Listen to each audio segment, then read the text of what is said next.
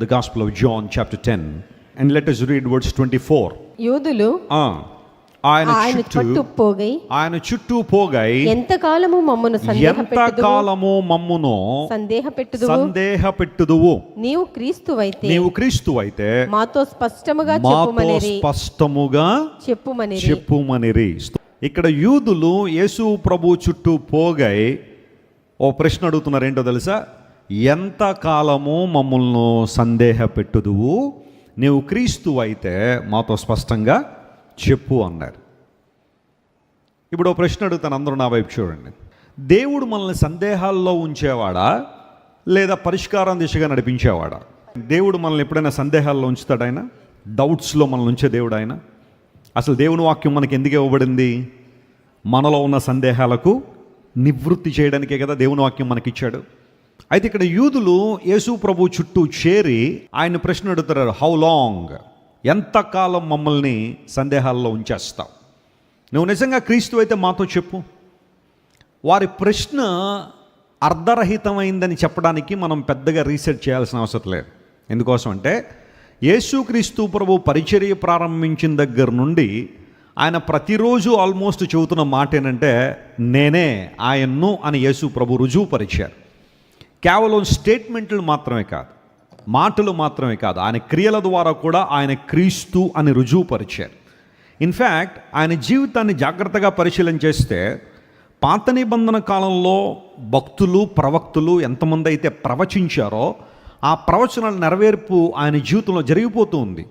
కన్యక గర్భవతి కుమారుని కంటుంది, ఆయనకి ఇమ్మాన్యుయల్ అని పేరు పెడతారని యెషయా అనే దైవజనుడు ప్రవచించిన ప్రవచనం ఆయనలో నెరవేరిపోయింది. ఆ తరువాత ఆయన బెత్లెహేంలో పుడతారనే ప్రవచనం ఆల్రెడీ నెరవేరిపోయింది. రాజులని ఉదయకాంతికి వస్తారు అని యెషయా గ్రంథంలో రాయబడిన ప్రవచనం నెరవేరిపోయింది జ్ఞానులు ఆయన దగ్గరికి రావడం ద్వారా. ఆ తర్వాత రామాలో అంగలార్పు వినబడుతుంది అని చెప్పబడిన ప్రవచనం యేసుప్రభు పుట్టిన తర్వాత హేరోదు చిన్న బిడ్డలను వధించడం ద్వారా నెరవేరిపోయింది.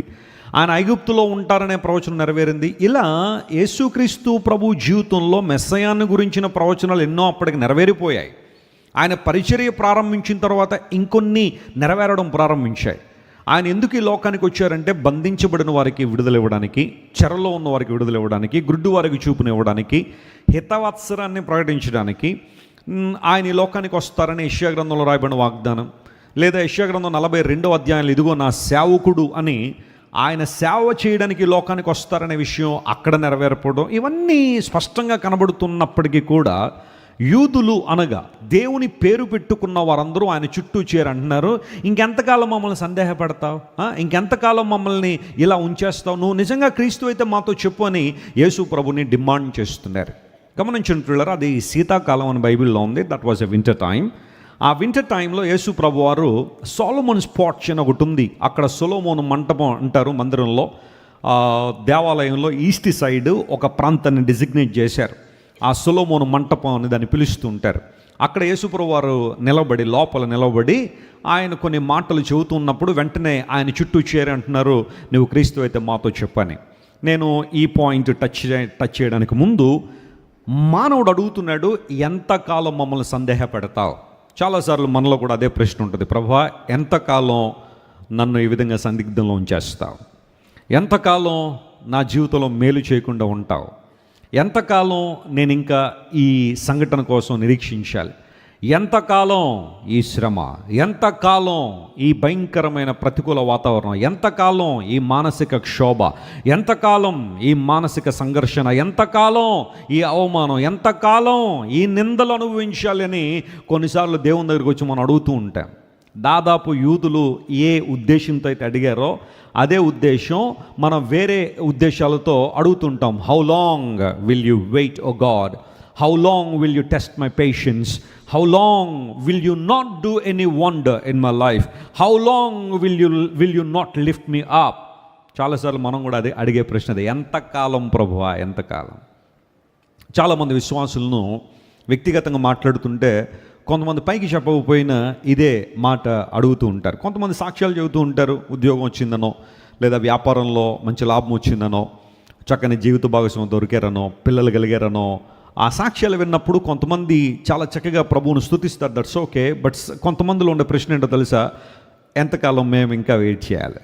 ఎంతకాలం మా జీవితంలో ఒక అద్భుతం కోసం కనిపెట్టాలి, ఎంతకాలం నా భర్త మార్పు కోసం ఇంకా నేను ప్రార్థన చేయాలి, ఎంతకాలం నా భార్యలో మార్పు కోసం ప్రార్థన చేయాలి, ఎంతకాలం నా పిల్లలలో మార్పు కోసం నేను ప్రార్థన చేయాలని సాక్ష్యాలు చెప్పేవాళ్ళు చెప్తూనే ఉంటారు. కానీ క్రింద ఉన్న వాళ్ళు రకరకాల అభిప్రాయాలు, రకరకాల పరిస్థితులు, ప్రశ్నలు చాలా మందిలో ఉంటాయి. How long should I wait అని, ఎంతకాలం అని మనం దేవుణ్ణి అడగక మునుపు, అలాగే మానవుడు దేవుణ్ణి అడిగాడు ఎంతకాలం అని అడిగితే, నీవు క్రీస్తు అయితే మాతో స్పష్టంగా చెప్పు అని వారు అడిగిన ప్రశ్నకు యేసు ప్రభు ఏ విధంగా సమాధానం చెప్పారో ఆ వచనాలు మీకు జ్ఞాపకం చేస్తాను. బట్ బిఫోర్ దాట్ దేవుడు కూడా మనల్ని అడుగుతున్నాడు ఎంతకాలము అనే ప్రశ్న ఆయన అడిగాడు. కీర్తన గ్రంథం 4వ కీర్తన 2వ వచనం చదివితే, నరులారా ఎంతకాలము నా గౌరవమును అవమానంగా మారుస్తారు, ఎంతకాలము వ్యర్థమైన దానిని ప్రేమించెదరు, ఎంతకాలము అబద్ధమైన వాటిని వెదకెదరు. ఇక్కడ దేవుడు మనుషులందరిని అడుగుతున్న ప్రశ్న ఏంటంటే, ఎంతకాలము వ్యర్థమైన వాటిని ప్రేమించెదరు. ఆ ప్రశ్న ఒకసారి మనం చూద్దాం. దేవుడు అడుగుతున్న ప్రశ్న మనం అడుగుతున్నాం, ఎంతకాలం మమ్మల్ని సందేహపడతావు నాయన, ఎంతకాలం మా జీవితంలో అద్భుతాలు చేయకుండా ఉంటావు, ఎంతకాలం మమ్మల్ని దర్శించకుండా ఉంటావు, ఎంతకాలం మమ్మల్ని స్పష్టతలో నడిపించకుండా ఉంటావు అని మనిషి అడుగుతుంటే, దేవుడు అడుగుతున్న ప్రశ్న ఏంటో తెలుసా? ముందు దీనికి సమాధానం చెప్పు. ఎంతకాలము మీరు వ్యర్థమైన వాటిని ప్రేమించెదరు అనే మాట. ఎంతకాలం మీరు అబద్ధమైన వాటిని, సత్యము కాని వాటిని, దేవుని వాక్య విరుద్ధమైన వాటిని వెదకెదరు అనే ప్రశ్న దేవుడు వేస్తున్నాడు. ఈరోజు ఈ ప్రశ్నకు మనం సమాధానం చెప్పాలి. ఎంతకాలం మీరు వ్యర్థమైన వాటిని ప్రేమిస్తారు? ప్రేమించడం తప్పు కాదు. ప్రేమ అనేది ఒక అద్భుతమైన ఎమోషన్. మనిషిలో ప్రేమ ఉండాలి, ఉంటుంది కూడా. అందును బట్టే ఎవరైనా మనల్ని ప్రేమించలేదనుకోండి, ఎందుకు నొచ్చుకుంటామో తెలుసా? మానవుడు డిజైన్ చేయబడిన విధానమే ప్రేమ అనే అంశంతో డిజైన్ చేయబడ్డాడు. అందును బట్టి ప్రేమకు నోచుకోనప్పుడు మనుషులు బాధపడతాడు. కారణం అంటే ఆ ప్రేమ అనే డిజైర్ మనిషిలో ఉంటుంది.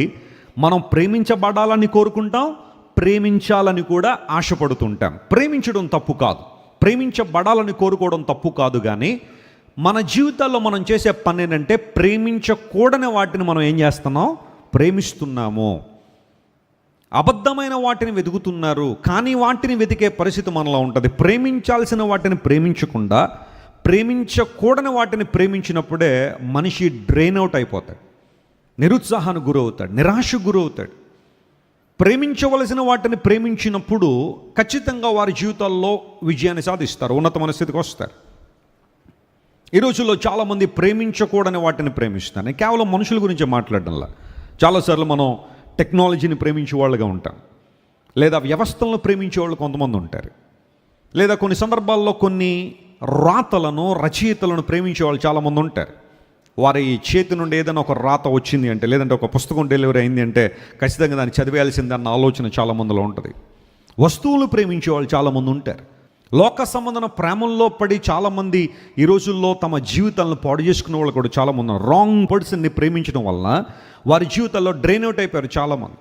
యవన బిడ్డలు చాలామంది రోజుల్లో ఆత్మహత్యలు చేసుకోవడానికి కారణాలు, చనిపోవడానికి కారణాలు కూడా అవే అని చాలామంది నివేదికలు తెలియజేస్తున్నారు. అయితే దేవుని వాక్యం సెలవిస్తూ ఉంది, మీరు ఎంతకాలం వ్యర్థమైన వాటిని ప్రేమిస్తారు? మీ ఆధ్యాత్మిక జీవితాలు పాడు చేసుకుంటారు, మీ మానసికమైన ఆరోగ్యాన్ని పాడు చేసుకుంటారు, శారీరకమైన ఆరోగ్యాన్ని పాడు చేసుకుంటారు. ప్రేమించాల్సిన వాటిని మీరు ప్రేమించగలిగితే మీ జీవితాలు అద్భుతాలు జరుగుతాయి. లోక సంబంధమైన ప్రేమల్లో, రాంగ్ టాక్సిక్ రిలేషన్షిప్లో పడి చాలామంది వ్యర్థమైన ప్రేమల్లో పడి అదే ప్రేమ అనుకుని మోసపోతున్న రోజుల్లో యవనస్తులు చాలామంది చాలా జాగ్రత్తగా ఉండాల్సిన సమయం. 14, 15, 16 సంవత్సరాలు వచ్చేసరికి మనుషులకి ఏదో ఒక రకమైన ఆలోచన, ప్రేమ.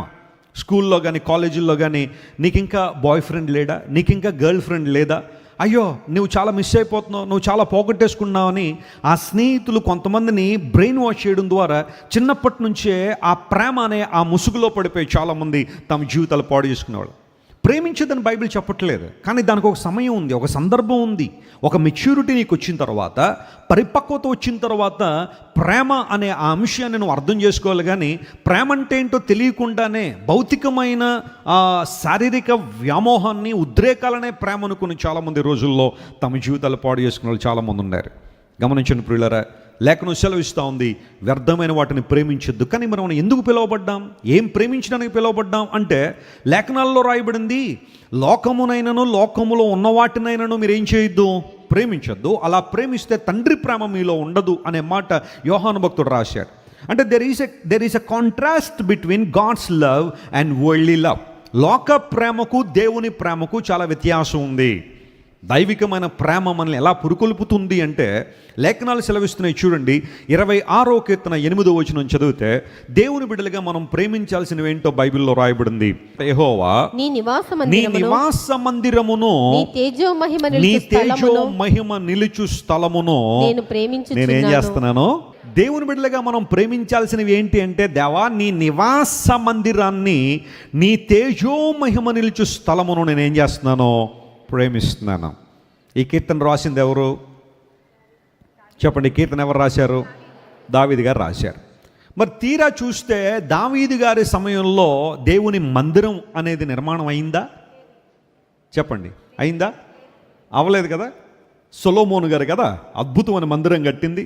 మరి అంతకుముందు దేవుని మందిరం లేదా అంటే ఉంది. దాన్ని ఎలా పిలిచేవారంటే, ఎక్కడైతే దేవుని ప్రజలు దేవుని ఆరాధించడానికి చేరి ఉన్నారో, ఎక్కడైతే ప్రత్యక్ష గుడారము వేయబడిందో, ఆ ప్రాంతానికి వెళ్ళినప్పుడు వాళ్ళందరూ దేవునికి బలులు అర్పించడం కానీ, ఆరాధన చేయడం కానీ, వారు అనుకున్న మొక్కుబడులు చెల్లించే ఆ ప్రక్రియనంతా కూడా దేవుని మందిరంగా వారు భావించినప్పుడు, దావీదు భక్తుడు అన్నాడు, ప్రభువా నీవు నివసించే మందిరం ఉంది చూసావా, నీ తేజో మహిమ కురిపించబడే స్థలాన్ని నేను మనస్ఫూర్తిగా ప్రేమిస్తున్నాను. ఆ కారణాన్ని బట్టి ఆ సందర్భాల్లో దావీదు భక్తుడు దేవుని మందిరాన్ని గురించి, దేవుని ఆలయాన్ని గురించి చాలా చక్కగా రాసుకుంటూ వచ్చాడు. ఆ మన ప్రేమను వ్యక్తం చేసే స్థలంగా దేవుని మందిరం ఉండాలనే దైవజనులు ఆశించారు. కోరహు కుమారులు కూడా తమ కీర్తన రాస్తున్నాడు, ప్రభువా జీవం గల నిన్ను దర్శించడానికి, నీ నివాస మందిరాన్ని చూడడానికి మా ప్రాణం ఏమైపోతుంది? సొమ్మసిల్లిపోతుంది. నీ గుడారాన్ని, నీ నివాస మందిరాన్ని చూడడానికి మా ప్రాణములు ఏమైపోతున్నాయి? సొమ్మసిల్లిపోతున్నాయి అన్నాడు. Love the house of God. దేవుని ఇంటిని ప్రేమించే వారంగా మనం ఉండాలి. దేవుని మందిరాన్ని ప్రేమించే వారంగా. చాలాసార్లు చెబుతున్నాడు, మందిరం అంటే కేవలం భౌతిక సంబంధించిన కట్టడాలు మాత్రమే కాదు. దేవుని మందిరం అనగా దేవుని ప్రజల సమూహం, మనందరం కలిసి దేవుని ఆరాధించే ఆ గుంపు. ప్రభువా నిన్ను ఆరాధించడానికి, కార్పొరేట్గా మేమందరం కలిసి నిన్ను స్తుతించడానికి. మనందరం మన ఇళ్లలో దేవుని స్తుతిస్తున్నాం, మంచిదే. మన ఇళ్లలో అందరం దేవునికి ప్రార్థన చేస్తున్నాం, మంచిదే. But what about coming together as a church of God? దేవుని మందిరంగా మనందరం చేరి ఉన్నప్పుడు ఒకరినొకరు పురుకొల్పుకునే అనుభవం, ఒకరినొకరు ప్రోత్సహించుకునే అనుభవం, ఒకరు ఆరాధన చేస్తుండగా దేవుని స్తుతిస్తున్నట్టుగా మనం కూడా పురుకొల్పబడి దేవుని ఆరాధించే అనుభవాలు దేవుని మందిరంలో ఉంటాయి. కనుక దైవజనుడు అన్నాడు, ప్రభువా నీ నివాస మందిరాన్ని నేను ఏం చేస్తున్నాను? ప్రేమిస్తున్నాను. What is your interest to come to the house of God? దేవుని మందిరం రావడంలో మన యొక్క ఉద్దేశం ఏంటి? ఆ మందిరాన్ని మనం ప్రేమిస్తున్నామా? ప్రేమించకూడని వాటిని ప్రేమించి డ్రైన్ అవుట్ అయిపోతున్నాం. మనం ప్రేమించాల్సిన వాటిని ప్రేమించగలిగితే ఎంత ఆశీర్వాదం ఉంది. అందును బట్టే నీ తేజో మహిమ నిలిచే స్థలము నేను ఏం చేస్తున్నాను? ప్రభువా ప్రేమిస్తున్నాను. దేవుని కార్యాల పట్ల ఆసక్తి. ఎంతకాలం వ్యర్థమైన వాటిని ప్రేమిస్తారు, లోక సంబంధమైన వాటిని ప్రేమిస్తారు. మనం అడుగుతున్నాం దేవుని, ప్రభువా ఎంతకాలం మమ్మల్ని సందేహపెడతావు, ఎంతకాలం అద్భుతాలు నిలుపు చేస్తావు, ఎంతకాలం మమ్మల్ని పట్టించుకోకుండా ఉంటే, దేవుడు అంటున్నాడు నువ్వు ఎంతకాలం చెప్పు వ్యర్థమైనటువంటి ప్రేమిస్తుంటావు, అబద్ధమైన వాటిని వెతుకుతుంటావు. నా మందిరాన్ని ప్రేమించే మనసు నీలో ఉందా? నా మహిమ నిలిచే స్థలమును ప్రేమించే మనసు నీలో ఉందా? This is what the lord is asking. సామెతల గ్రంథం 22వ అధ్యాయం 11వ వచనం కూడా తీయండి. దానిలో పరిశుద్ధాత్మ దేవుడు మాట రాయించారు. ఆ మాట కూడా ఒకసారి పరిశీలించేద్దాం. హృదయ శుద్ధిని ప్రేమించుచు దయగల మాటలు పలుకువానికి రాజు స్నేహితుడగును. చెప్పండి, రాజు ఏమవుతారట? ఎవరి రాజుగారు? చెప్పండి, రాజుగారు ఎవరు? అలెగ్జాండరా. ఏ రాజు గురించి ఇక్కడ మాట్లాడుతున్నాడు? రాజులకు రాజు అయిన ప్రభు. హల్లెలూయా. దేవుడు మనకు స్నేహితుడు అవ్వాలి అంటే ఒకే ఒక కండిషన్ ఏంటో తెలుసా? హృదయ శుద్ధిని ప్రేమించుచు ఏ మాటలు పలకాలట? దయగల మాటలు పలకాలి. నోటుకు వచ్చినట్టు మాట్లాడేయడం, ఇష్టానుసారం మాట్లాడేయడం, నిందలేసేయడం, అవమానకరంగా మాట్లాడడం, ఎదుటి వానిని తక్కువ చేసి చూడాలనే మాటలు, అహంభావంతో కూడిన మాటలు, గర్వంతో కూడిన మాటలు మాట్లాడే ఏ ఒక్కరు కూడా దేవునికి ఎలా అవ్వలేరట? స్నేహితులుగా అవ్వలేరు. ధనవంతుడు దురుసుగా మాట్లాడును అని బైబిల్లో ఉంది. దేవుణ్ణి కలిగిన ధనవంతులు ఉన్నారు చాలామంది ప్రపంచంలో, వాళ్ళ గురించి నేను టచ్ చేయట్లేదు. కానీ దేవుడు లేకుండా లోకానుసారమైన ధనం కలిగిన వారు యూజువల్గా వారు మాట్లాడేటప్పుడు వారి మాటలు ఎలా ఉంటాయి? దురుసుగా ఉంటాయి. దేవుడు మనందరికీ స్నేహితుడిగా ఉండాలని ఆశిస్తున్నాడు. కానీ ఆయన స్నేహాన్ని మనం సంపాదించుకోవాలంటే ఈ చిన్న కండిషన్, హృదయ శుద్ధిని ఏం చేయాలట? ప్రేమించాలి. లేఖనం సెలవిస్తూ ఉంది, హృదయ శుద్ధి గల వారు ధన్యులు, వారు ఎవరిని చూస్తారు? దేవుని చూస్తారు. దేవుణ్ణి చూడాలంటే, ఆయన ప్రసన్నతను చూడాలంటే blessed are the pure in heart. Yesu ప్రభు స్వయంగా చెప్పిన మాట ఇది, హృదయ శుద్ధి గల వారు ధన్యులు.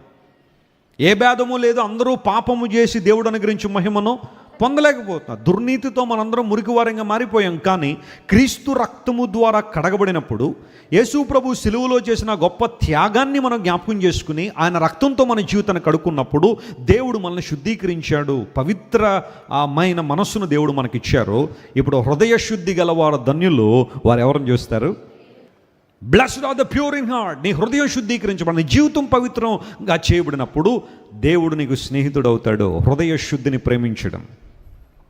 ఎక్కడ చూడండి కల్మషం, చూస్తూ ఉంటే చూడకూడని దృశ్యాలు, సెల్ ఫోన్లో కావచ్చు, టీవీలో కావచ్చు, చిన్నపిల్లలు చూడకూడని దృశ్యాలని చాలా కామన్గా ఈ రోజున టీవీల్లోనూ ఫోన్లోనూ వచ్చేస్తున్నాయి.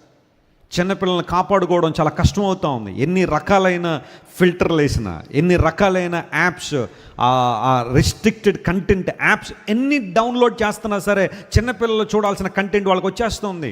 వారి ఆలోచనలు పాడైపోతున్నాయి.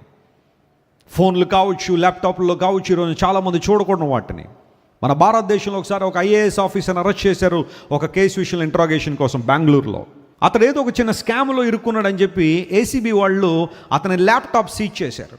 సీజ్ చేసిన తర్వాత ఏసీబీ ఆఫీస్కి తీసుకెళ్ళి ల్యాప్టాప్ ఆన్ చేయగానే దానిలో ఒక ఫోల్డర్ అంతా కూడా చైల్డ్ పోర్నోగ్రఫీ వీడియోస్ ఉన్నాయంట.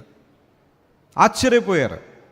నీ చదువు నీకు సంస్కారం నేర్పించేది ఎప్పుడు కూడా. నువ్వు అనుకుంటావు కొన్నిసార్లు నేను బాగా చదివేసుకున్నాను కాబట్టి ఐఎమ్ వెల్ మేనర్డ్ అనుకుంటావేమో. పాపానికి నీ చదువుతో సంబంధం లేదు. ఒకవేళ నీకున్న డబ్బును బట్టి నువ్వు చాలా సమాజంలో గొప్ప వ్యక్తిగా పరిగణించబడచ్చేమో, కానీ పాపానికి నీ డబ్బుతో సంబంధం లేదు. ఒకవేళ నీ బ్యాక్గ్రౌండ్ చాలా బాగుండొచ్చేమో, నీ తల్లిదండ్రులు, నీ తోబుట్టువులు, నీ చుట్టూ ఉన్న నీ ఫ్రెండ్ సర్కిల్ చాలా అద్భుతంగా ఉండొచ్చేమో, కానీ it doesn't matter with sin. పాపానికి నీ చుట్టూ ఉన్న వ్యక్తులతో సంబంధం లేదు. కొన్నిసార్లు మనిషి హృదయ శుద్ధిని ప్రేమించకుండా ఎన్నో రకాలైన ఆకర్షణలు లోకంలోకి వచ్చేస్తున్నాయి. బైబిల్ సెలవిస్తూ ఉంది, blessed are the pure in heart. క్రీస్తు రక్తాన్ని ఆశ్రయించినప్పుడు, ప్రభు ప్రేమను మనం అర్థం చేసుకున్నప్పుడు, సిలువలో యేసు ప్రభు కార్చిన అమూల్య రక్తంతో మన జీవితాలు కడుక్కున్నప్పుడు, ప్రభు పవిత్రతలో మనం నడిపించడం ద్వారా దేవునితో మనం సహవాసం చేయగలుగుతాం.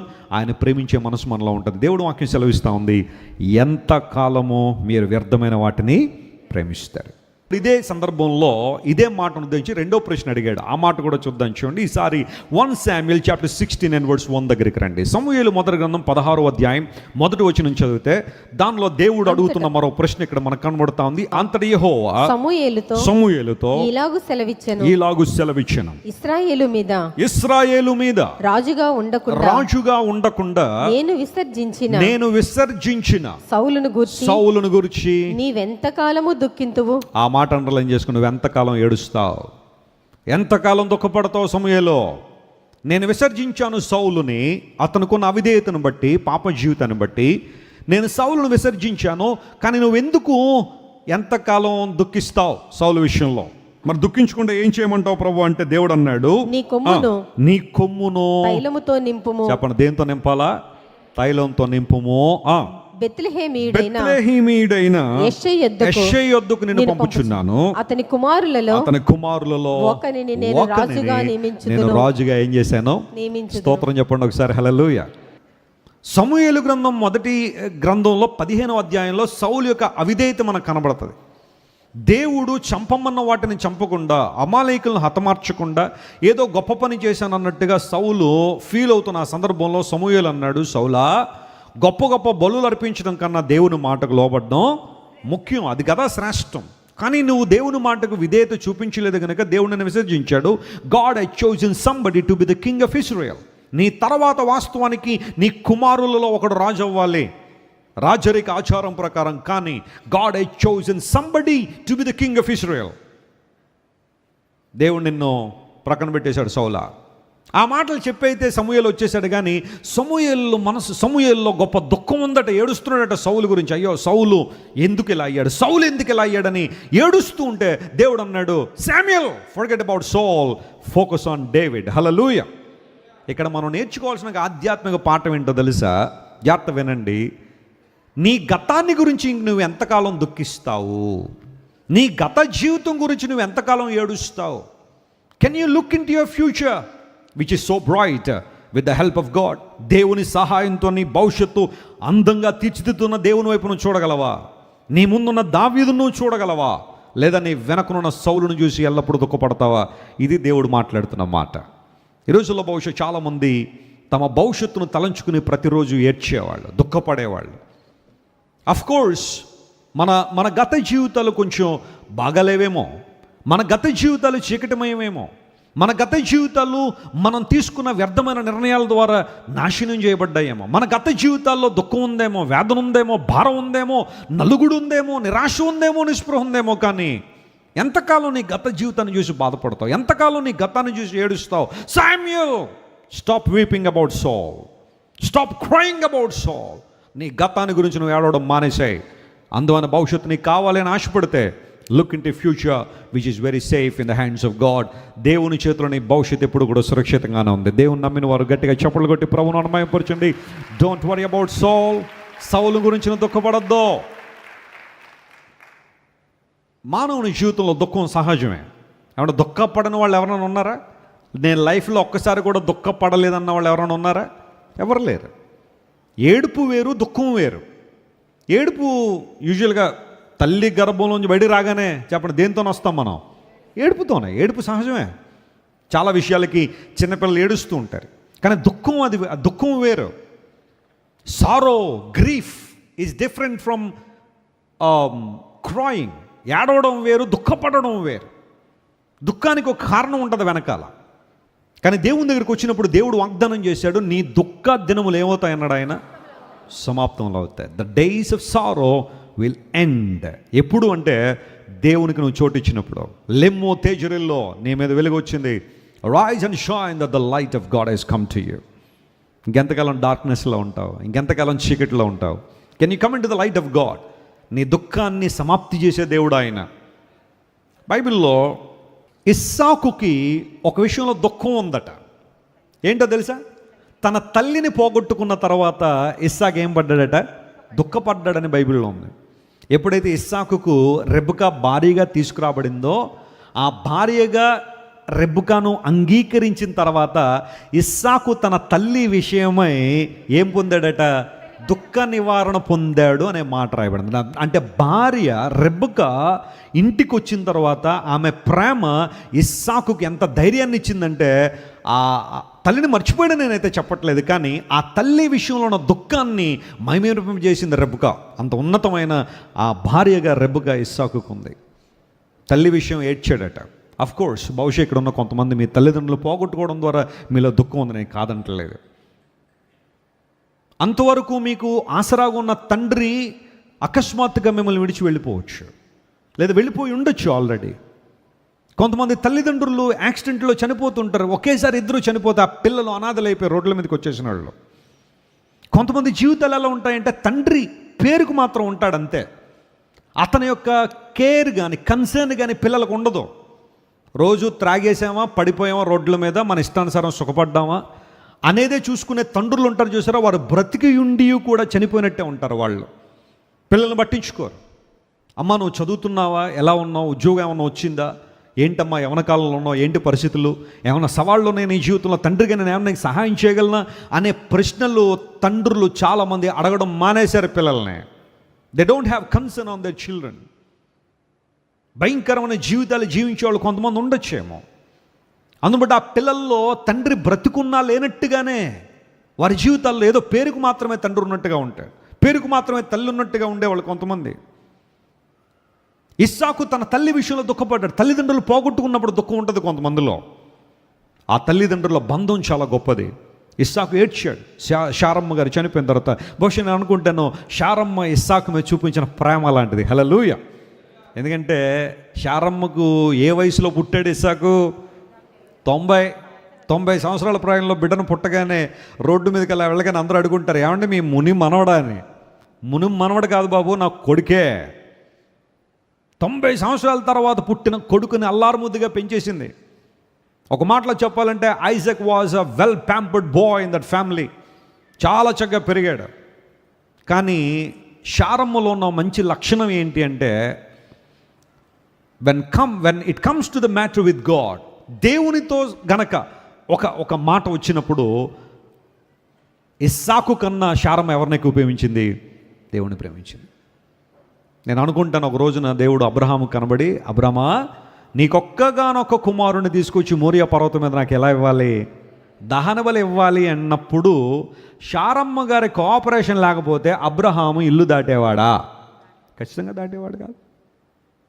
నా కొడుకే కావాలా నీకు నీ దేవుడికి అందనుకోండి. ఇస్సాకును బలి ఇవ్వగలిగాడా? అంటే తీసుకురాగలిగాడా కనీసం ఆ పర్వతం దగ్గరికైనా? లేదా శారమ్మ గారికి చెప్పకుండా చేసి ఉంటాడంటావా పని? ఖచ్చితంగా కాదు. అబ్రహాము శారమ్మకు చెప్పే, ఇగో దేవుడు అడుగుతున్నాడు ఇస్సాకును బలిమ్మని. అవునా అండి? దహన బలి అర్పించడం అంటే ఇక మరలా చూడడానికి కూడా అవకాశం లేదు. శారమ్మ ఇస్సాకును ప్రేమించింది కరెక్టే, కానీ ఇస్సాకు కన్నా ఎవరిని ప్రేమించింది? దేవుని ప్రేమించింది. అందును బట్టే ఇస్సాకు తన తల్లి అంటే చాలా ప్రేమ. తన తల్లి విషయంలో దుఃఖపడినప్పుడు రెబెకాను దేవుడు ఇస్సాకు జీవితంలో తీసుకురావడం ద్వారా తన తల్లి విషయంలో ఏం పొందాడట? దుఃఖ నివారణ పొందాడని బైబిల్లో రాయబడింది. ఇంకా అనేక విషయాలు బైబిల్లో ఉన్నాయి. దుఃఖానికి కారణాలు చాలా ఉంటాయి. ఆ సందర్భాల్లో నేను రోడ్డు మీద వెళ్తున్నప్పుడు ముందుగా కొన్ని వాహనాలు వెళ్తుంటాయి, రకరకాల మాటలు రాస్తూ ఉంటారు. అందులో ఒక మాట ఏంటో తెలుసా? మీ ఏడుపులే మాకు దీవెనలని రాస్తారు ఆటోల మీద, లారీల మీద. ఫస్ట్ టైం చూసినప్పుడు ఆశ్చర్యపడ్డాను. మీ ఏడుపులే మాకు దీవెనలని ఎవరు ఏడుస్తారు అంటే ఏడ్చేవాళ్ళు ఉంటారు. ఒక ఆటో కొనేసాడని, లేకపోతే ఒక కారు కొనేసుకున్నాడని, ఒక లారీ కొనేసాడని సంతోషించే వాళ్ళ కన్నా చెప్పండి ఏడ్చేవాళ్ళు ఎక్కువ ఉంటారు. That's life.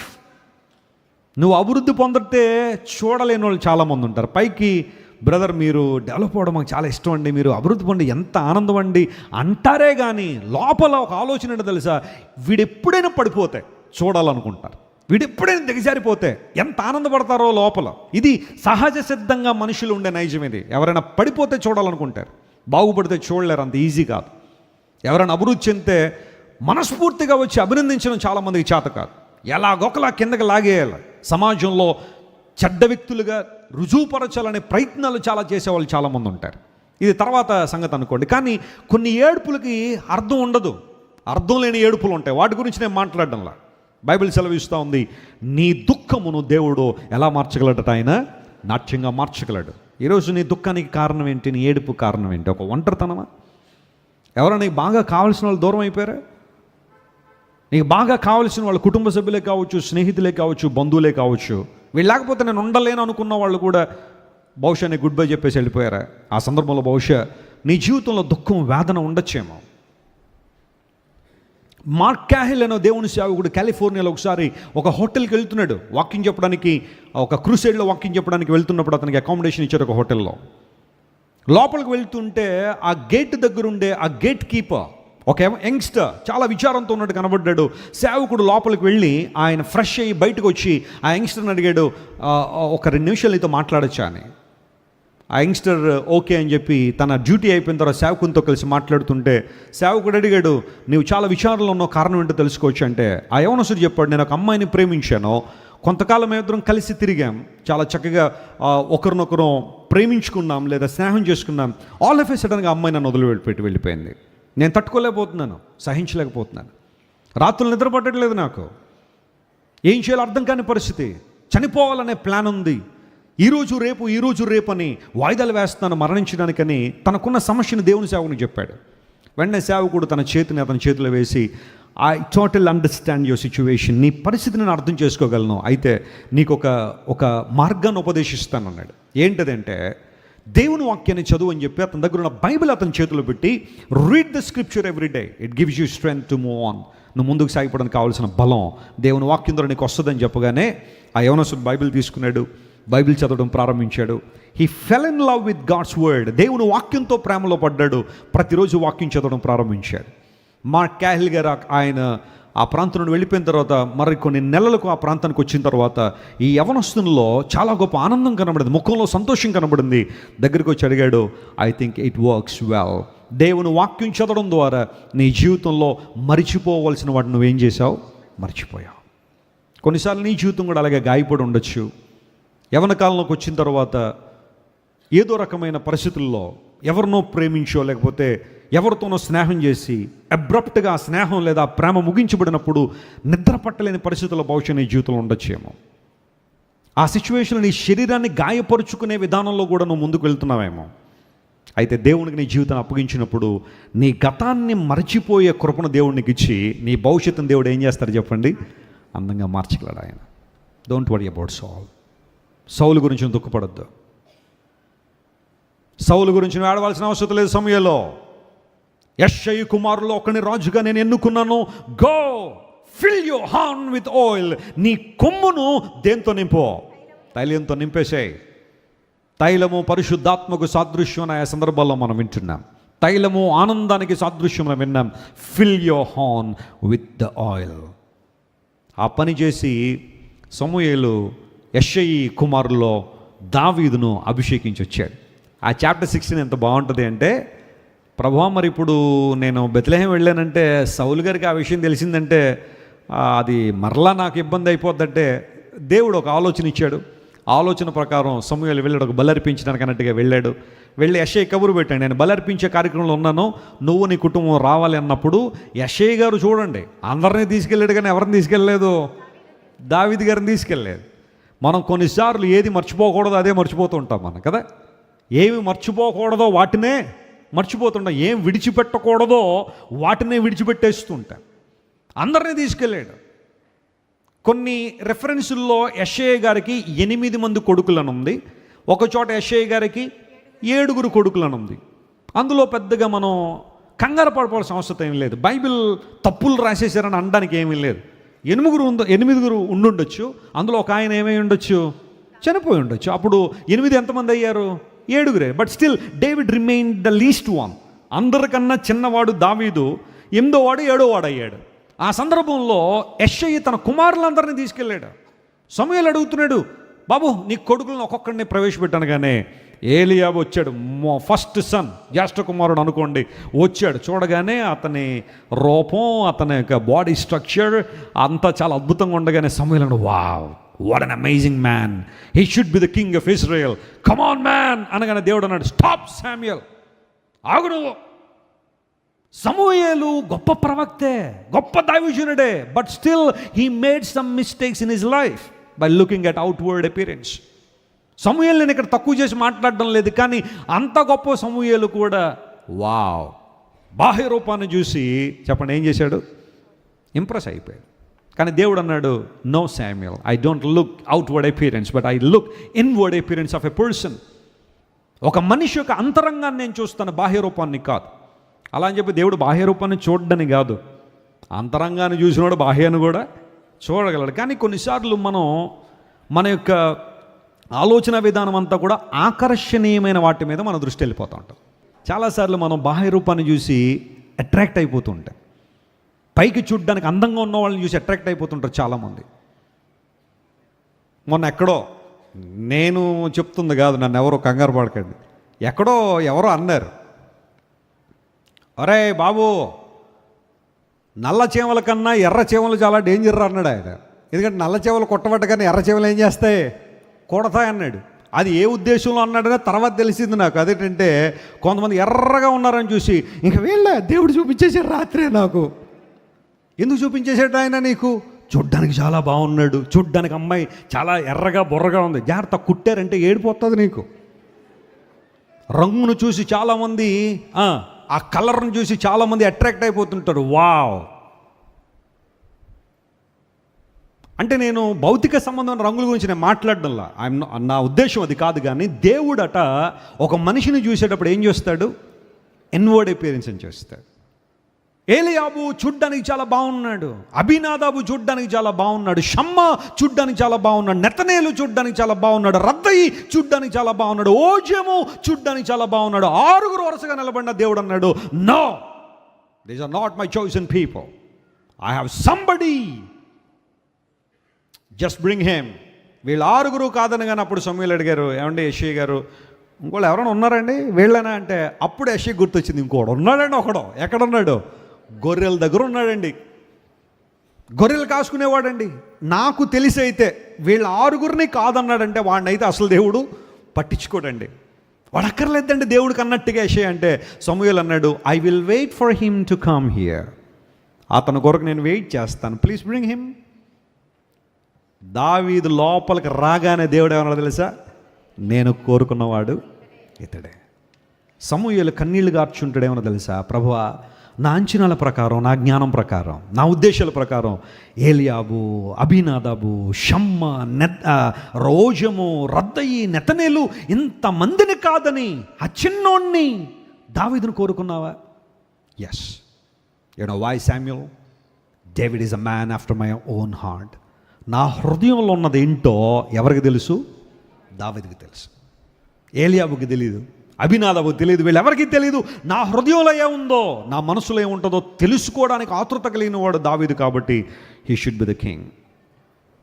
దేవుని బిడ్డలారా, దావీదును ఎన్నుకున్న విధానం ఎంత గొప్పది అంటే, దేవుడు దావీదును నిలబెట్టిన తర్వాత 40 సంవత్సరాల అఖండ పాలన ఇజ్రాయెల్కి అందించినప్పుడు ఒక స్వర్ణయుగాన్ని క్రియేట్ చేశాడు ఇజ్రాయెల్ దేశంలో. ఎప్పటికీ కూడా దావీదు పేరు తెలియని వారు లేరు ఇజ్రాయెల్ దేశంలో. ఇన్ఫ్యాక్ట్ ప్రపంచంలో బైబిల్ చదివే వాళ్ళందరికీ డేవిడ్ అంటే తెలుసు. కారణం ఏంటో తెలుసా? దావీదు గొప్ప ధనవంతుడనో, లేకపోతే దావీదు కూడా చూడడానికి చక్కగా అందంగా ఉన్నాడు, రూపసి, ఆ తర్వాత చక్కగా చూడడానికి బాగున్నాడు, ఆ తర్వాత మంచి మ్యూజిషియన్, చక్కగా సితారా వాయించగలదట, యుద్ధ నేర్పరిధనం కలిగిన వాడని, ప్రావీణ్యత కలిగిన వాడని, ఇలాంటి చాలా విషయాలు దావీదు గురించి ఉన్నాయి. కానీ అన్నిటికన్నా ప్రాముఖ్యంగా he is the man after God's heart. దేవుని హృదయానుసారుడని దావీదు పిలువబడ్డాడు. కనిష్ఠుడైన వాడిని దేవుడు ఎన్నుకునే అనేకమైన గొప్ప కార్యాలు జరిగించాడు. చాలాసార్లు దేవుని ఎంపిక అలాగే ఉంది, దేవునికి ఉద్దేశాలు అలాగే ఉంటాయి. నేను అన్నీ చాలా చక్కగా ఉన్నా, నాకు అన్నీ బాగా వచ్చు, నేను అన్నీ బాగా చేయగలనంటే దేవుడు అంటాడు, వదిలే బాబు, నువ్వు అన్నీ చేయగలవు, కొంచెం పక్కనుండు. నా ఔన్నత్యాన్ని రుజువుపరచగలిగిన వారు, నా ఉద్దేశాలు నెరవేర్చగలిగిన వారు నాకు కావాలి. దేవుడు అలాంటి వారిని ఎన్నుకుని గొప్ప కార్యాలు చేయాలనే ప్రభు యొక్క ఆలోచన. దేవుని బిడ్డలారా, ఎంతకాలం సౌలు గురించి ఏడుస్తావు సమూయేలు? ఎంతకాలం దుఃఖపడతావు? Look your future, don't worry about your past life. నీ గత జీవితాన్ని గురించి నువ్వు చింతపడద్దు. When you submit your life to God, దేవుడికి నీ జీవితం అప్పగించిన క్షణం, ప్రభువా, ఈ గత జీవితాన్ని గురించి నేను ఆలోచన చేయాలనుకోవట్లేదు, గత జీవితపు జ్ఞాపకాలను బాధించినవద్దని నీ జీవితాన్ని ఎప్పుడైతే నువ్వు దేవునికి అప్పగించావో, దేవుడు నీ భవిష్యత్తుని ఏం చేస్తాడు చెప్పండి? అందంగా మార్చగలడు. ఆయన అద్భుతాలు చేయగలడు. Look an to God, don't harm your self. నీ గత జీవితం తలుచుకుని నేను హానిపరుచుకోవద్దు ప్రియ తమ్ముడో. నీ జీవితాన్ని ఇబ్బందులకు పాలు చేయొద్దు, నీ శరీరాన్ని గాయపరుచుకోవద్దు. దేవుడు నీ కొరకు సిద్ధపరిచిన భవిష్యత్తును చూడు, దేవుడు నీ కొరకు సిద్ధపరిచిన వ్యక్తిని చూడు. ప్రభు కార్యాలు స్పష్టంగా నీ జీవితంలో చూస్తా. 3వ ప్రశ్న, మార్కు సువార్త 9వ అధ్యాయం 19వ వచనం చదవండి ఒకసారి. అందుకు ఆయన, విశ్వాసము లేని విశ్వాసము లేని తరము వారలారా, నేను ఎంతకాలము మీతో నుందును. అది ఎంతకాలం మీతో ఉంటాను, నేను ఎంతకాలం మీతో ఉందును. ఆ తర్వాత ఏమన్నాడు? ఎంతవరకు మిమ్మల్ని సహింతును వానిని నా యొద్దకు ఏం చేయండి? తీసుకురండి. అందరూ నా వైపు చూడండి. ఇక్కడ ఉన్న నేపథ్యం ఏంటి అంటే, యేసు ప్రభు వారు రూపాంతర కొండ మీదకి వెళ్ళారు. అక్కడికి వెళ్ళిన తర్వాత యేసు ప్రభు తన రూపాన్ని మార్చుకున్నారు. ఆయన గొప్ప వెలుగుగా ఆయన ఉన్నారు. మహిమలు ఎలా ఉంటారో అలా ప్రత్యక్షపరచుకున్న తర్వాత ఆ కొండ దిగి యేసు ప్రభువును ఇన్నర్ సర్కిల్ డిసైపుల్స్ అంటే 3, యాకోబు, యోహాను, పేతురు, ఈ 3 కూడా కొండకి దిగి వచ్చారు. తాబోరు కొండ మీదకి ఎక్కే ముందు యేసు ప్రభు శిష్యులను అక్కడ పెట్టారు, మిగతా వాళ్ళందరినీ కింద ఉంచారు.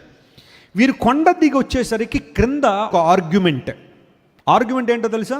శిష్యులని కొంతమంది జన సమూహము మరియు శాస్త్రులు, పరిచయులు లాంటి పెద్దలు కొంతమంది రౌండప్ చేసి వాళ్ళని క్వశ్చన్ చేస్తున్నారు. ఒక ఆయనకు ఒక కుమారుడు ఉన్నాడట, అతనికి కొంచెం ఇబ్బంది కలిగింది, లేదా ఒక దయ్యం పట్టింది, అందును బట్టి అతడు తరచుగా నీళ్లలోనూ అగ్నిలోనూ పడిపోతున్నాడు, మాట్లాడలేని పరిస్థితి ఉంది. ఆ దురాత్మ పట్టడం ద్వారా ఆ వ్యక్తి చాలా భయంకరంగా ప్రవర్తిస్తున్నాడు. కాబట్టి శిష్యుల దగ్గర తీసుకొచ్చారు. మీరు యేసు ప్రభుతో ఉంటున్నారు కదా, మీరు ప్రార్థనే చేస్తారో ఏం చేస్తారో ఆ దయ్యము ఆ దురాత్మ నుండి విడుదల చేయమంటే వాళ్ళు చేయలేకపోయారు. ఇప్పుడు తర్కం బయలుదేరింది. అక్కడ చిన్న ఆర్గ్యుమెంట్ రాగానే యేసు ప్రభు వచ్చి దగ్గరికి వచ్చి అన్నారు, ఏంటి సంగతి అన్నారు. ఇది అయ్యా మా కుమారుడు పరిస్థితి బాగాలేదు, కొంచెం ఇబ్బందులో ఉన్నాడు, శిష్యుల దగ్గర తీసుకొచ్చిన వాళ్ళ వల్ల అవ్వలేదు అనగానే యేసు ప్రభు వారిని చూసి ఏమన్నా తెలుసా, విశ్వాసము లేని తరము వారులారా అన్నాడు. ఎవరిని ఆ మాట ఉద్దేశించి పలికింది? జనసమూహాన్న శిష్యుల్నా? గట్టిగా చెప్పాలా? జనసమూహాన్ని ఉద్దేశించి దేవుడు ఆ మాట చెప్పలా. తన చుట్టూ ఉన్న శిష్యులు ఆయా సందర్భాల్లో విశ్వాసాన్ని ఏం చేస్తున్నారో పోగొట్టేసుకున్నారు. అందును బట్టే వాళ్ళ వైపు తిరిగి అన్నాడు, విశ్వాసము లేని తరము వారులారా, ఎంతకాలమో మీతో కూడా ఉందునో, ఎంతకాలం మిమ్మల్ని సహింతునో. బహుశా అదే ప్రశ్న ఈరోజు దేవుడు మనల్ని అడుగుతున్నాడేమో. కొన్నిసార్లు దేవుణ్ణి ఎరుగము అన్న వాళ్ళకు ఉన్నంత విశ్వాసం ఎవరికి ఉండలేదు. దేవుణ్ణి తెలుసుకున్నామన్న మనకు ఉంటలా విశ్వాసం. అప్పుడు దేవుడు ఇదే ప్రశ్న అడుగుతాడు నిన్ను. ఎందుకంటే మనం అడుగుతున్నాం కదా, ప్రభువా ఎంతకాలం అద్భుతాలు చేయకుండా ఉంటావు అంటే ఆయన అన్నాడు, ఎంతకాలం నువ్వు విశ్వాసం లేకుండా ఉంటావు చెప్పు ముందు అన్నాడు. ఎంతకాలం నా మీద నమ్మకం లేకుండా ఉంటావు. నేను అప్పుడప్పుడు చెబుతూ ఉంటాను. ఒకసారి ఒక చర్చ్ ఉందట, చిన్న మందిరం, దానికి దగ్గరలో ఒక బ్రాందీ షాప్ ఒకటి ఓపెన్ చేశారట. బ్రాందీ షాపు ఒక చిన్న పాకేసి బ్రాందీ షాప్ ఓపెన్ చేశారు. ఈ రోజుల్లో బ్రాందీ షాప్ ఓనర్లకి పక్కన మందిరాలు ఉన్నాయా అక్కర్లా, స్కూళ్ళు ఉన్నాయి అక్కర్లా, హాస్పిటల్ ఉన్నాయి అక్కర్లా, వాళ్ళు బిజినెస్ వెళ్తే చాలు. దాని మీద వచ్చేంత బిజినెస్ లాభాలు ఇంక దేని మీద రావట్లేదు. అందులో బట్టి 3 లక్షలైన నాన్ రిఫండబుల్ అప్లికేషన్ అన్నా సరే పొలోమని అప్లికేషన్లు వేసేస్తున్నారు. ఎందుకోసం అంటే ఒక్క షాప్ వస్తే చాలు సార్, 1 ఇయర్లో కోట్లు సంపాదించవచ్చు, తాగేవాడు ఉన్నంతకాలం కోట్లు సంపాదించుకోవచ్చు అన్న ఆలోచన చాలా దౌర్భాగ్యమైన విషయం. నిబంధనలు ఇవన్నీ ఉల్లంఘించేసి ప్రక్కన ఏమున్నారు, స్త్రీలు ఉండే ఇళ్ళు ఉన్నాయా, చిన్నపిల్లల ఇళ్ళు ఉన్నాయా, తాగి వాళ్ళ రోడ్ల మీద ఎగురుతూ ఇష్టానుసారం జీవిస్తూ ఉంటే ఎవరికి ఇబ్బందులు అవుతున్నాయి, ఇవన్నీ ఎవరు పట్టించుకునే పరిస్థితి లేదు ఈ రోజుల్లో. డబ్బులు వస్తున్నాయా లేదా, లాభాలు వస్తున్నాయా లేదా, ఇదే మనుషులకు కావాల్సింది. నీ ఆరోగ్యం ఎవడో పట్టించుకోడు. నేను చెప్తున్నా, నీ ఆరోగ్యం గురించి జాగ్రత్త నువ్వే పడాలా. సరే, ఆ బ్రాందీ షాపు దేవుని మందిరం దగ్గర రాగానే ఒక రోజున సంఘ పెద్దలు విశ్వాసులందరూ కూడా పట్టుదలగా ప్రార్థన చేశారట. ఏమన్నా తెలుసా, ప్రభువా ఈ బ్రాందీ షాప్ ఎక్కడ తొలగించాలి ప్రభు అని పట్టుదలగా ప్రార్థన చేయగానే ఆ రాత్రి వేళ తుఫాన్ లాంటిది వచ్చి ఎగిరిపోయిందంట. ఆ బ్రాందీ షాపు ఎగిరిపోగానే ఆ తెల్లవారుజామున ఓనర్లు అందరూ వచ్చారు, సంఘం వీళ్ళందరూ కూడా గ్యాదర్ అయ్యారు. ఆ ఓనర్లు అందరూ వచ్చి అంటున్నారు, మీరు ప్రార్థన చేశారు అందరూ బట్టే బ్రాందీ షాప్ పోయిందని అంటున్నారు వాళ్ళు. అప్పుడు వీళ్ళేమనాలా, అవునండి మేము ప్రార్థన చేశాము, మా దేవుడు ప్రార్థన ఆలకించేవాడు, అందుబట్టి జరిగింది అనాలా. హబే మేము అలాంటి ప్రార్థనలు ఎప్పుడు చేయను, ఆయన మేము చేయలేదు ప్రార్థన అని వీళ్ళు. వాళ్ళేమో మీరు చేశారు, మీ ప్రార్థనలో పవర్ ఉంది, అందును బట్టే పోయింది అంటే మేము చేయలేదు బాబు, మమ్మల్ని అలా అనగనాయన అని వీళ్ళు. ఇప్పుడు ఎవరికి విశ్వాసం ఎవరికి ఎక్కువ ఉంది చెప్పండి వీళ్ళల్లో? బ్రాందీ షాప్ ఓనర్లకు ఉందా, సంఘ పెద్దలకు ఉందా? వాళ్ళకే. మీరు ప్రార్థన చేశారు పని జరిగిందని వాళ్ళు అంటా ఉంటే అబ్బే అలాంటిది ఏమీ లేదని వీళ్ళు. చాలాసార్లు మన జీవితాలు అంతే కదా, లోకస్తులకు ఉన్నంత విశ్వాసం కొన్నిసార్లు మనకు దేవుని మీద ఉండదు. చాలాసార్లు దేవుడు మనల్ని చూసి అదే అంటున్నాడేమో, విశ్వాసము లేని తరం వారులారా, God demands faith from you. దేవుడు నీ నుండి కోరుతుందంటూ ఏదైనా ఉంది అంటే అది విశ్వాసమే. హల్లెలూయా.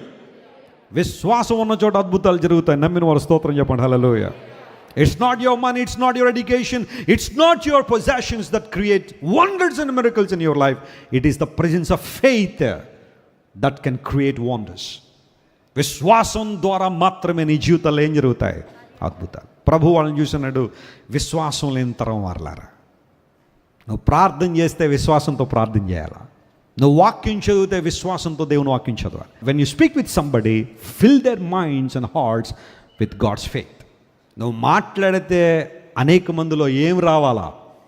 విశ్వాసం. బతకాలనే ఆశ రావాలి, దేవుని కోసం జీవించాలనే తృష్ణ రావాలి, ఆయన కోసం బ్రతకాలనే ఆలోచన రావాలి. బైబిల్ సెలవిస్తూ ఉంది దేవుని వాక్యంలో, విశ్వాసము లేని తరములారా ఎంతకాలం మీతో ఉంటాను, ఎంతకాలం మిమ్మల్ని సహిస్తాను. When you speak with faith. విశ్వాసంతో మాట్లాడు. When you act with faith. When you give something to the lord, give it by faith. దేవునికి ఏదైనా చేస్తున్నామంటే విశ్వాసంతో చేయి. ఆయన కొరకు ఏదన్నా జరిగిస్తున్నామంటే విశ్వాసం చేయాలి. అందరూ బట్టే తరచుగా మనం వింటున్నాం, దేవుని దగ్గరికి వచ్చేవాడు ఆయన ఉన్నాడని తన్ను వెతుకు వారికి ఏమిస్తాడట? ఆయన ఫలము దయచేస్తాడని నమ్మవలను కదా. That's all about faith. That's all about trusting the lord. కొన్నిసార్లు సమస్యలు నీ చేతిలో పెట్టుకున్నంతకాలం ఏడుస్తావేమో, వాటికి పరిష్కారం దొరక బాధపడతాము. కానీ విశ్వాసంతో దేవుని చేతిలో పెట్టు, ఆయన చేతులకు నీ జీవితాన్ని సమర్పించు. ప్రభు నిన్ను ఏం చేస్తాడు? బలపరిచేవాడు. విపత్కర పరిస్థితుల్లో కూడా నడిపించగలిగిన వాడు ఆయన. నువ్వు నమ్మినప్పుడు ప్రభు నిన్ను బలపరుస్తాడు, ఆశీర్వదిస్తాడు. ఒకసారి ఒక ఫ్లైట్ ఆకాశంలో వెళుతుంది. ఆ సందర్భాల్లో ఫ్లైట్ టర్బులెన్స్ గురవుతుంది. పెద్ద పెద్ద విమానాలు కూడా ఊగిపోతూ ఉంటాయి. అలా ఊగుతున్నప్పుడు పైలట్ క్యాప్టెన్ ఆయన మాట్లాడుతుంటాడు, please fasten your seat belts, we're going through a severe turbulence అని చెప్పగానే అందరూ కూడా మళ్ళీ బెల్ట్లు పెట్టుకుంటారు, కూర్చుంటారు. కొన్నిసార్లు ఆ ఫ్లైట్ చాలా ఎక్కువగా ఊగడం ద్వారా, షేక్ అవ్వడం ద్వారా కొంతమందికి చిన్న చిన్న గాయాలు కూడా అవుతూ ఉంటాయి. అది ఎప్పుడో ఫ్లైట్ ఎక్కేవాళ్ళు ఎవరైనా ఉంటే కంగారు పడకండి, అది ఎప్పుడో జరిగే ప్రక్రియ. సరే, ఒకసారి అలాగే ఫ్లైట్ టర్బులెన్స్ గురైంది, విపరీతమైన షేక్ ఫ్లైట్ అవుతుంది, అందరూ కంగారు పడుతున్నారు. ఇంకా ఫ్లైట్ విరిగిపోద్దేమో, ఇంక మనం క్రిందకి వెళ్ళలేమేమో, ఈ ఫ్లైట్ ఇక్కడే కుప్పకూలిపోద్దామన్న భయంతో చాలామంది మరణ భయంతో వేదన పడుతున్నారు. అయితే ఆ ఫస్ట్ రోలో ఒక అమ్మాయి కూర్చుని ఉంది. She was very quiet and calm. అందరిలాగా ఆమె కంగారు పడడం లేదు, అందరిలాగా ఆమె ఇబ్బంది పడడం లేదు, చాలా చక్కగా కూర్చుంది, రిలాక్స్గా కూర్చున్నది. అందరూ ఆమెను గమనిస్తున్నారు. టర్బులెన్స్ అయిపోయిన తర్వాత ఆ పక్కన ఆమె అడిగింది, ఎంత విలవిల్లాడిపోయాం లోపల ఉన్న మేము అందరం, ఈ ఫ్లైట్ కూలిపోద్దామని చాలా భయపడ్డాం, నువ్వెందుకమ్మా అంత కాన్ఫిడెంట్గా కూర్చున్నావు, అంత ధైర్యంగా కూర్చున్నావు అంటే ఆమందట, ఆంటీ ఎలా రండి అన్నాడు. దగ్గర రాగానే పైలట్ మా డాడీ అన్నట. పైలట్ గారు ఎవరు? మా డాడీయే. నా కోసం అయినా సరే తనకున్న జ్ఞానాన్నంతా ఉపయోగించి, తనకున్న ప్రొఫెషనాలిటీ అంతా ఉపయోగించి క్షేమంగా ఎక్కడ తీసుకెళ్తాడో ఫ్లైట్ని కిందకి తీసుకెళ్తాను, మీరేం కంగారు పడకండి అన్న. పైలట్ మా డాడీ అన్నప్పుడు ఆమెలో ఉన్న కాన్ఫిడెన్స్ ఎంత గొప్పదో చూడండి. Do you know that your God is your captain? He is your pilot. When you entrust your life into the hands of God, He takes care of everything. నీ జీవితాన్ని ఆయన చేతిలో పెట్టినప్పుడు దేవుడిని నడిపిస్తాడు. విశ్వాసము లేని తరములారా ఎంతకాలం మిమ్మల్ని సహిస్తాను. దేవుడు 3 ప్రశ్నలు అడిగాడు. ఎంతకాలం వ్యర్థమైన వాటిని ప్రేమిస్తారు, ఎంతకాలం సౌలు గురించి నువ్వు దుఃఖిస్తావు, ఎంతకాలమో విశ్వాసం లేకుండా ఉంటావు. ఇప్పుడు కీ వర్డ్స్ మనం తీసుకున్నాం కదా. జాన్ 10:24లో అక్కడ ఉన్న వాళ్ళందరూ ఏమడిగారు యేసయ్యను? ఎంతకాలం మమ్మల్ని సందేహపెడతావు? నిజంగా దేవుడు సందేహ పెట్టాడా వాళ్ళని? వారు సందేహాల్లో ఉండి మమ్మల్ని సందేహ పెట్టావు. నువ్వు క్రీస్తు అయితే మాతో స్పష్టంగా మాట్లాడు. మీరు ఇంటికి వెళ్ళిన తర్వాత జాన్ చాప్టర్ 10 మీరు చదివితే యేసు ప్రభు తన ప్రత్యక్షతలు ఎలా ఇచ్చాడో తెలుసా? మొట్టమొదటిగా నేను గొర్రెలకు జీవాన్ని సమృద్ధిగా ఇవ్వడానికి వచ్చానన్నాడు. చప్పట్లు కొట్టి దేవుని మహిమపరచండి. నువ్వు క్రీస్తు అయితే, if you are Christ, let us know, yes, I am the Christ who gives life in abundance. సమృద్ధి జీవాన్ని ఇవ్వడానికి లోకానికి వచ్చాను. నేను ఇచ్చే జీవము సాదాసీదా జీవం కాదు. ఈ జీవము అబండెంట్ లైఫ్, సమృద్ధి జీవాన్ని ఇవ్వడానికి వచ్చానని యేసు ప్రభు చెప్పారు. నువ్వు క్రీస్తు అయితే స్పష్టంగా మాతో చెప్పు అన్నారు కదా. Yes, I'm the Christ who gives life to you. మీకు జీవాన్ని ఇవ్వడానికి వచ్చాను. రెండవది, యోహాను సువార్త 10వ అధ్యాయం మీరు జాగ్రత్తగా గమనిస్తే యేసు ప్రభు చెప్పిన మాట ఏంటో తెలుసా? మంచి కాపరి తన గొర్రెల కొరకు ఏం పెడతాడో? ప్రాణం పెడతాడు. Not only he gives life to all of us, he gave his life to us. ఆయన తన ప్రాణాన్ని మన కోసం అర్పించిన దేవుడు ఆయన. క్రీస్తు అయితే మాతో స్పష్టంగా చెప్పు అంటే ఇంతకన్నా స్పష్టత ఏం కావాలి నీకు? యేసు క్రీస్తు ప్రభు నిన్ను ప్రేమిస్తున్నాడు అనడానికి, ఆయన దేవుడు అనడానికి, ఆయన నీ పాపాలు క్షమించగలడు అనడానికి, నిత్య రాజ్యాన్ని నీకు ఇవ్వగలడు అనడానికి ఆయన తన ప్రాణాన్ని బలిదానంగా సమర్పించాడు నీకు. He gave his life. ఆ ప్రేమకు కొలవగలిగిన వాడు ఎవరైనా ఉన్నారా? క్రీస్తు ప్రభు ప్రేమను కొలిచేవాళ్ళు ఎవరైనా ఉన్నారా? మనుషుల ప్రేమలకు కొలతలు ఉండొచ్చు, మనుషుల ప్రేమలకు కంపారిజన్లు ఉండొచ్చు, కానీ దేవుని ప్రేమకు కంపారిజన్ కూడా లేదు. హల్లెలూయా. ఆయన ప్రేమను ఏ ప్రేమతో మనం ఏం చేయలేం చెప్పండి? పోల్చలేని ప్రేమ యేసయ్య ప్రేమ. ప్రాణం ఇచ్చేశాడు ఆయన, తన ప్రాణాన్ని మన కోసం ఇచ్చాడు. If you go through further down John chapter 10, ప్రభు చెప్పాడు, నా ప్రాణం పెట్టడానికి నాకు అధికారం ఉంది, తిరిగి తీసుకోవడానికి నాకేముంది? He was talking about his resurrection. తన పునరుత్థానం గురించి మాట్లాడాడు ఆయన. మాతో స్పష్టంగా చెప్పు అంటే ఇంతకన్నా స్పష్టత ఏం కావాలి? My Jesus is the resurrected one. Hallelujah. ఆయన మరణాన్ని జయించి తిరిగి లేచిన దేవుడు ఆయన. ప్రపంచంలో ప్రతి సమాధి మూయబడింది, కానీ యేసు ప్రభు సమాధి ఒక్కటే తెరవబడింది. ఆయన సమాధిలో లేడో. 2 impossibilities in the life of Jesus. ఈరోజు యేసు ప్రభువును మనం దేవునిగా ఆరాధిస్తున్నామంటే 2 ఇంపాసిబిలిటీస్ ఆయన జీవితంలో ఉన్నాయి. అందులో మొట్టమొదటిది, ఆయన కన్య గర్భాన్ని లోకానికి వచ్చాడు. ఏ ఒక్కరు ఆ విధంగా లోకంలోకి రాలేదు. హల్లెలూయా. రెండవది, ఖాళీ సమాధిలోంచి బయటకు వచ్చాడు. లోకంలో ఏ ఒక్కరు ఆ పని కూడా చేయలేదు. ఆయన ఎంట్రీ, ఆయన ఎగ్జిట్, 2 కూడా 2 ఇంపాసిబుల్ థింగ్స్ పాసిబుల్ అయినాయి. ఎంత అద్భుతమైన దేవుడు ఆయన. ఆ తర్వాత ఇంకా మీరు చదివితే జాన్ చాప్టర్ 10 ఇంటికి వెళ్తారు, చదవండి. అమేజింగ్ థింగ్స్ దానిలో ఉంటాయి. అనే ఉంటారు తెలుసా, నేను నా చేతిలో నుండి ఏ ఒక్కరు మిమ్మల్ని ఏం చేయనివ్వరు, అపహరింపనేరరు, నేను వాటికి నిత్య జీవాన్ని ఇచ్చుచున్నాను కనుక. Is eternal life giver. మనందరం ఎవరి చేతిలో ఉన్నామంట? చెప్పాలి గట్టిగా, యేసయ్య చేతిలో ఉన్నాం. ఆయన చేతిలో నుండి ఏ ఒక్కరు మనల్ని ఏం చేయరట? అపహరింపనేరరు. చెప్తున్నాను దేవుని సేవకునిగా, ఆయన నిన్ను విడిచిపెట్టే ప్రసక్తే లేదు. నమ్మిన వారు గట్టిగా చప్పట్లు కొట్టి దేవుని మాయపరచండి. God will never leave you nor forsake you. No one can snatch you out of the hands of Jesus. యేసు ప్రభు చేతిలో నుండి ఏ ఒక్కరు నిన్ను ఏం చేయలేరు, విడుదల చేయరు. కారణం ఏంటో తెలుసా? ఆయన చేతులు బలీయమైన చేతులు. ఆయన నిన్ను పట్టుకున్నాడంటే ఏ ఒక్కరు ఏం చేయలేరట? వేరు చేయలేరు నీ నుండి. ఆయన నుండి నిన్ను వేరు చేయలేరు. God holds you in his hands. ఇంతకన్నా ప్రూఫ్ ఏం కావాలి? నువ్వు క్రీస్తు అయితే మాతో చెప్పు. ఎంతకాలం మమ్మల్ని సందేహపడతావు? నేను సందేహపెట్టలా, చాలా ఎవిడెన్స్లు మీకు ఇచ్చాను, మీరు వాటిని నమ్మక సందేహపడతారు. కానీ here are the evidences. I came to give life. I came to give my life to you so that you may live. I came to resurrect from the dead and I hold you in my hands and I would like to give you eternal life. ఈ ప్రాముఖ్యమైన విషయాలను కూడా యోహాను 10లో దేవుడు తెలియచేయడం ద్వారా ఆయన తన యొక్క ఆగమనాన్ని గురించిన స్పష్టతను దేవుడు మనకిచ్చారు. ఆయన ఎప్పుడూ మనల్ని సందేహాల్లో విడిచిపెట్టేవాడు కాదు, సంశయాల్లో వదిలిపెట్టేసేవాడు కాదు. ఆయన మనల్ని ఎప్పుడు నిరాశలో నిస్పృహలో విడిచిపెట్టేవాడు కాదు, దుఃఖంలో వేదనలో విడిచిపెట్టేవాడు కాదు, కలవరం ఆందోళన మధ్యన విడిచిపెట్టేవాడు కాదు, మన శోధనలో మన శ్రమల్లో నీ బాధలు నువ్వే పడని వదిలిపెట్టేసేవాడు కాదు. ఆయన ఒక్కసారి మనల్ని పట్టుకున్నాడంటే ఆయన మనల్ని విడిచిపెట్టే ప్రసక్తే లేదు. స్తోత్రం చెప్దాం ఒకసారి. You are very safe in the hands of God, my dear brother, my dear sister. Don't worry about anything. Focus on Him and ask Him, Lord, thank you for protecting me in your hands. నీ చేతుల్లో నన్ను భద్రపరిచి నీకు వందనాలని ఆయనకు నువ్వు స్తోత్రం చెప్పగలిగితే గొప్ప కార్యాలు జరుగుతాయి, ఆశ్చర్యకార్యాలు. ఎంతకాలము నీవు మమ్మల్ని సందేహపెడతావు?